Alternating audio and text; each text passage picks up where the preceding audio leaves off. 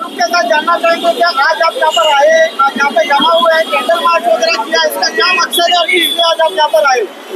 सबसे पहला इसका मकसद जो मासूम लोगों ने इसमें जान गंवाया, उनके लिए दुआ है, उनके लिए आदरांजलि है। हम दुआ करते हैं कि उनके जो फैमिली है, जिसके बीवी के सामने शौहर को मारा गया, माँ के सामने बच्चे को मारा गया, अलग अलग लोगों जो सैलानी वहाँ पर गए थे टहलने के लिए, अपने कुछ अच्छे वक्त, अच्छे यादगार बनाने के लिए, उनका ज़िंदगी में जो है बहुत बड़ा एक दुर्घटना लोग ने सामने रख दिया। और देश के हित में हम यहाँ पर इकट्ठा होकर खड़े हैं मुस्लिम लीग के बैनर से कि देश इस किस्म के आतंकवाद हमले के खिलाफ एकजुट होकर खड़ा हुआ है। हम इसके आज जो है मजम्मत करते हैं, इस किस्म के आतंकवादी हमले को मजम्मत करते हैं और आपके माध्यम से ये बताना चाहते हैं कि कोई भी आतंकवाद जो है उसका कोई आतंकवादी का कोई धर्म नहीं होता है और कोई धर्म आतंकवाद नहीं सिखाते हैं। हर धर्म अहिंसा की तरफ लेके जाता है, हिंसा कोई धर्म नहीं सिखाते। जिस तरीके से ये हादसा पेश आया है या जिस तरीके से इंसिडेंट को अंजाम पहुंचाया गया है, कहीं ना कहीं आपको ऐसा नहीं लगता है कि इंटेलिजेंस का फेलियर है या सरकार का फेलियर है? क्या वजह है? ऐसे बहुत सारे सवाल उठ रहा है। ये भी एक सवाल उठ रहा है कि 2 घंटा वहाँ पर मातम बचने के बाद भी जो है सिक्योरिटी फोर्सेस देरी से पहुँचे।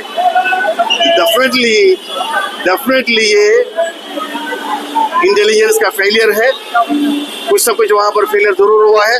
हमारे आपके माध्यम से जो है सरकार से जो है इल्तिजा है, रिक्वेस्ट है, पुरजोर तरीके से, इम्पार्शियल तरीके से इसका तहकीकात करे और जो लोग हिंदुस्तान को धर्म के नाम से बांटना चाहते हैं उनको कमजोर करे। उस काम में उनको कामयाबी नहीं मिलना चाहिए। सर, इस तरीके से तमाम चीजों को नैरेटिव को एक मजहब में किया जा रहा है। तमाम मीडिया जिस तरीके से धर्म विशेष का नाम उछाल रही है, इसको लेकर आप सरकार को क्या कहेंगे? किस तरीके से सरकार को गोदी मीडिया किसे कहा जाता है? गोदी मीडिया हुकूमत की तरफ से है, ये मुझे छुपाने की जरूरत नहीं है। गोदी मीडिया जिसे कहा जाता है, हुकूमत के इशारों पर वो लोग सब कुछ न्यूज़ देता है। तो हुकूमत को चाहिए, हर ऑपोजिशन पार्टी इस चीज़ में नाकाम है। हुकूमत को चाहिए कि मीडिया को हिंदुस्तान के डेमोक्रेसी में सबसे बड़ा एक सब मीडिया भी है, जमहूरियत भी है। मीडिया का काम हकीकत को लोगों के सामने लाना है। अगर हुकूमत कुछ गलत करता है, उस हुकूमत से सवाल करना मीडिया का काम है। देश में कुछ गलत होता है, उस चीज़ के हकीकत को दुनिया के सामने, नागरिकों के सामने लाना मीडिया का काम है। इसमें हम क्या कर सकते हैं? इससे कुछ नहीं कर सकते हैं। लोगों को इसका मुखालिफत करने के लिए लोगों को अपना जो है माध्यम से हकीकत जो जानते हैं उसको लोगों के सामने लाना पड़ेगा। उसके अलावा कोई रास्ता नहीं है। आज जो अगर हकीकत को सामने ला रहा है, जो छोटे छोटे चैनल से आप जैसे जो कुछ गिने चुने जो है लोग हैं जो हकीकत को सामने ला रहा है, और मैं आप लोगों की तरफ से आप माध्यम से भी गुजारिश करूंगा, वो लोग हिम्मत नहीं आ रहे, हकीकत को सामने लाते रहे। और सरकार से फिर भी आपके माध्यम से गुजारिश है कि इम्पार्शियल तहकीकात करे, हकीकत को सामने लाए। अगर इंटेलिजेंस का इसमें खामी है, उन लोगों को जो है इस्तीफा देना चाहिए। होम मिनिस्टर और जो भी इसका जो जिम्मेदार है उनको जो है इस्तीफा देना चाहिए। मेरा आपकी तरफ से मांग है। सर, कहीं ना कहीं इस तरीके का ये नैरेटिव तो नहीं किया जा रहा है या लोगों का ध्यान भटकाया जा रहा है? वक्फ बोर्ड को लेकर एक नए मुद्दे जिस तरीके से आते हैं, एक मुद्दा दबा के दूसरा मुद्दा आता है, दूसरा मुद्दा छोड़ के तीसरा मुद्दा आता है, उसको लेकर आप क्या कहेंगे? जिस तरीके से ये आस्था इस वक्त पेश आया है। वक्फ बोर्ड मुसलमान का आस्था है। जैसा बाबरी मस्जिद राम मंदिर जो है हिंदुओं का आस्था था और सुप्रीम कोर्ट ने आस्था के हिसाब से उन्हें जो है मंदिर बनाने का इजाज़त दिया है, वहाँ पर कोई सबूत नहीं मिला है। उसी तरह वक्फ बोर्ड जो है, वक्फ का जो मसला है मुसलमानों का आस्था से जुड़ा हुआ मसला है और कोई भी मुसलमान इस चीज़ को, चाहे कुछ भी हो जाए, इस चीज़ को भूलने वाला नहीं। और ये हमारे शरीयत में मुदाखलत है और सीधा कॉन्स्टिट्यूशन का मुखालिफत है। हिंदुस्तान के संविधान के खिलाफ जो है उस दायरे से हट करके वो लोग ने जो है वक्फ का बिल बनाया है और सुप्रीम कोर्ट में इसका केस चल रहा है। और हमें पूरा यकीन है सुप्रीम कोर्ट इसके हिसाब में इम्पार्शियल जो है जजमेंट देने में, फैसला करने में हमेशा सक्षम रहेगा। और जैसा वो लोगों ने आस्था के बारे में समझा है कि मुसलमान की आस्था है, लेकिन हमें कानून के दायरे में रह के हिंदुस्तान बाबा साहब अम्बेडकर ने जो संविधान बनाया है उस संविधान के खिलाफ जो है आर्टिकल 14, आर्टिकल 25 to 30 उसका मुखालिफत करके ये जो है एक्ट बना हुआ, अमेंडमेंट बना हुआ है। कहने के लिए ये मुसलमानों के ऊपर उपकार है, लेकिन ये उपकार नहीं है, हमारे फंडामेंटल राइट्स का ऊपर इन्फ्रिंजमेंट है। आपके जगह में बताना चाहता हूँ। और ये वक्त का मसला कोई भी मसला हो जाए, हिंदुस्तान के मुसलमान साथ साथ हमारे बाकी सब अक़लियत है और हमारे हिंदू भाई भी इसको जो है गलत मानते हैं। जो हुकूमत बनाते हैं, जो कानून बना है, उनका कोई धर्म नहीं है। अगर धर्म होता तो जैसा मुसलमान के शरीयत में, मुसलमान के वक्फ के मामले में हिंदुओं के और धर्मों को डालने की बात कर रहा है, सुप्रीम कोर्ट ने ये सवाल किया है कि आपने क्या हिंदू संस्था के अंदर, हिंदू ट्रस्ट के अंदर मुसलमानों को भी दाखिल करने का फैसला किया है?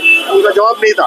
जो लोग कहते हैं कि लाखों के हिसाब से इसमें जो है लोगों का ओपिनियन हमने हमारे पास पहुंचा, पढ़ा, उसके बाद में हमने ये बिल पास किया है, ये अमेंडमेंट बनाया है, वो लोग जो है सुप्रीम कोर्ट को जवाब नहीं दे सका और वो लोगों ने सुप्रीम कोर्ट से 1 हफ्ते का वक्त मांगा इसका जवाब देने के लिए। उससे ये साबित होता है कि ये लोगों ने अपना दिमाग लगाए बगैर देश के एक जहती, देश के गंगा जहनी तहजीब को बारे में सोचे बगैर जो है वो लोगों ने ये जो है कानून बनाया हुआ है।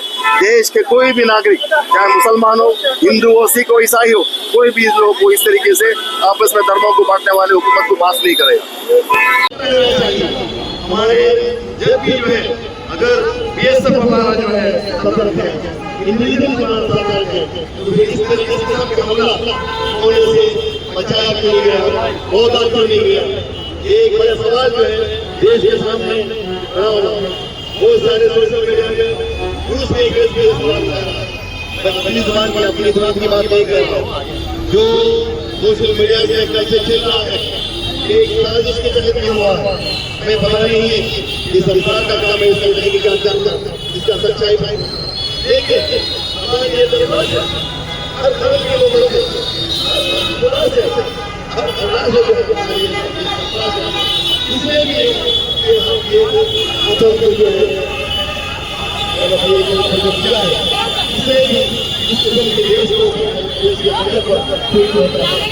क्या करें ये वो काफी जो उसका बेटा है वो देश के सामने आए और देश के लोगों को, देश के नागरिकों को इस तरह आपस में लड़ने के धर्मों के नाम पर लोगों को बांटने के काम जो है उसका फला हमारे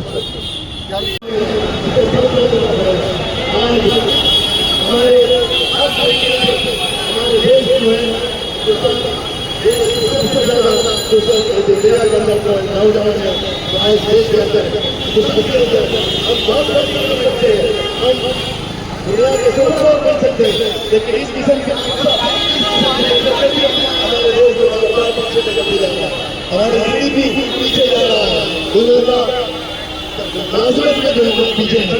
इसलिए मेरे लोगों से दरबार से ऐसे हादसा के ऊपर लोग खामोश नहीं रहे, एहतजाज करें हर तरीके से। अगर एक यहाँ पर आए मोहम्मद की तरह के जो है जो लोगों ने अपना जान गंवाया है, उनके आत्मा के लिए, शांति के लिए आप जो है वहाँ कर रहे हैं। उनके जो फर्जन जो है, उनके जो फैमिली मेंबर्स है, जो लोग दुख में डूबा हुआ, एक नवाज ऑफिसर जिसका शादी होकर 4 दिन हुआ था और अपने बीवी को लेकर टहलने के लिए गया था वहाँ पर, उसका बीवी को जो है आदमी को गोली मार दिया गया और जो है उसका कहानी वहाँ पर खत्म हो गया। ये जान बूझकर देश को आपस में बांटने के लिए लगाने के लिए साजिश है। आप लोग सतर्क रहे, हिंदुस्तान एक होकर बात करना कई लोगों बड़ा है। हम जितने भी जो है वहाँ पर जिन्होंने जान गंवाया है उनके साथ फैमिली के साथ खड़े हुए हैं। आपके पास जो सोचते हुए से जा रहा है, आपके पास वक्त नहीं है। जो लोगों ने हमारे उनका जान गंवाया है देश के नाम पर, उन लोगों ने अपना जान गंवाया है देश के नाम पर, उनको हत्या किया गया है। हिंदुस्तान के एक भी नागरिक का जान जाता है वो हिंदुस्तान के पूरे नागरिकों का जान जाने का बराबर है। हमारे इस्लाम कहता है कि एक भी अगर नाइंसाफी की एक इंसान के साथ होता है, एक व्यक्ति को निकाल से होता है, तो पूरे दुनिया की जो इंसानियत का हुक्म है। इसी तरीके से मैं आपको बताना चाहता हूँ कि जो है हमारे जिंदगी इतना फास्ट है, हम लोग हर तरीके से हमारे लोगों के मनोबल की जो जिंदगी से हमको मजबूर है, लेकिन ऐसे जब वाक़ियात होता है आप लोगों को सोचना चाहिए हिंदुस्तान के तरक्की के लिए हिंदुस्तान के हर नागरिक को इस किस्म के वाक़ियात का मजम्मत करना पड़ेगा। मजम्मत के साथ साथ में ये भी दुआ करना पड़ेगा, देश के कानून के साथ रहना पड़ेगा।